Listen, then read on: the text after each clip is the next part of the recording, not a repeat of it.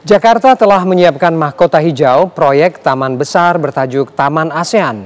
3 taman ikonik Ayodhya, Langsat, dan Leuser akan diintegrasikan dalam satu bingkai besar dengan merelokasi pedagang burung di kawasan Barito. Akankah identitas baru Jakarta sebagai City ASEAN akan mulus terwujud? Garis Batas mengungkap faktanya.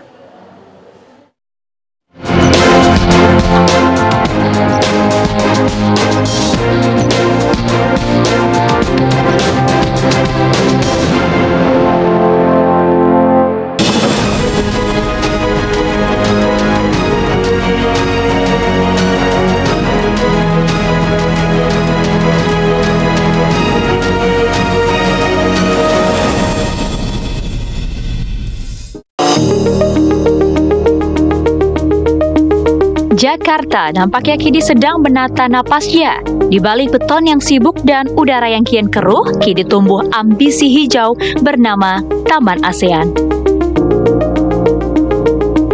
Taman besar yang digadang-gadang sebagai paru-paru baru dan ruang hidup baru dari sebuah kota yang sedang menuju global.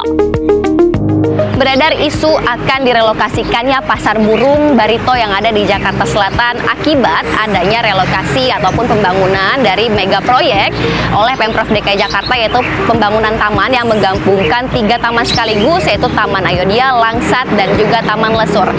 Lantas bagaimana pendapat dari pedagang yang sudah lama berjualan di pasar Barito ini? Berikut liputannya.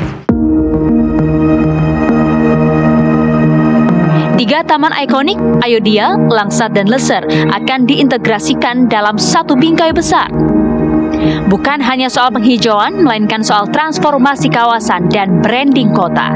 Lengkap dengan fasilitas modern seperti toilet umum yang representatif, lintasan jogging, serta area taman yang beroperasi 24 jam. Bagaimana dengan anggaran yang tentu tak sedikit?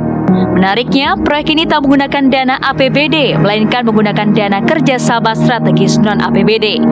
Namun, di setiap taman yang hendak tertanam, selalu ada yang tercabut.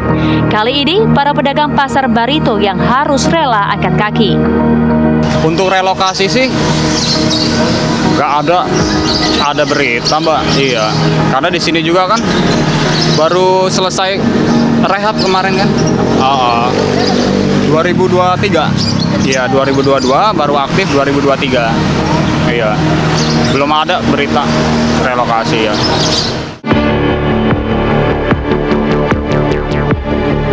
Pedagang burung di Barito yang selama puluhan tahun menyemai hidup di pinggir taman, kini wacananya akan direlokasi ke Lenteng Agung, Kecamatan Jagakarsa, dan Kelurahan Kalibata, Kecamatan Pancoran.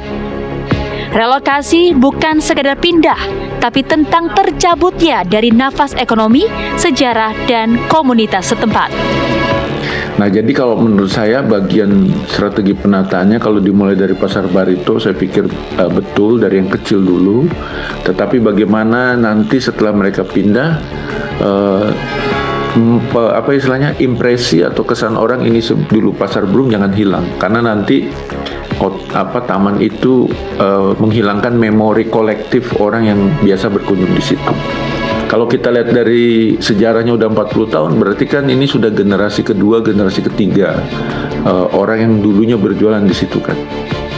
Nah, ada baiknya memang konsep tamannya itu juga masih mengakomodir gitu makna-makna dari pasar burung itu ya, walaupun nanti sudah nggak berupa kios-kios, tapi konsepnya seperti apa gitu supaya tetap ada, apakah ada pada titik-titik tertentu ada entah itu monumen atau entah itu semacam prasasti atau narasi tentang keberadaan burung gitu.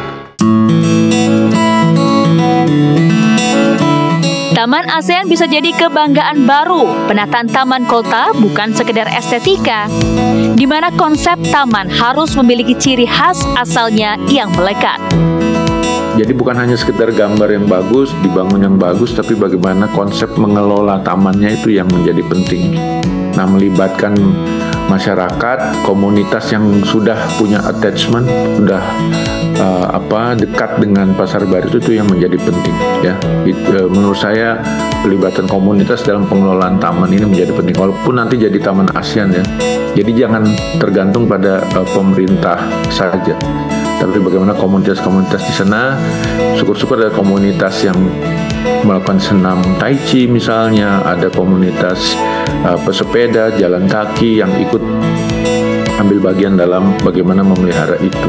Itu akan lebih sustain kalau menurut saya dibandingkan hanya mengandalkan pemerintah atau bahkan Satpol PP ya. Jadi bagaimana taman itu memang menjadi kebutuhan bersama, kebutuhan kolektif dari orang-orang yang tinggal di sekitar situ maupun orang yang akan datang di situ.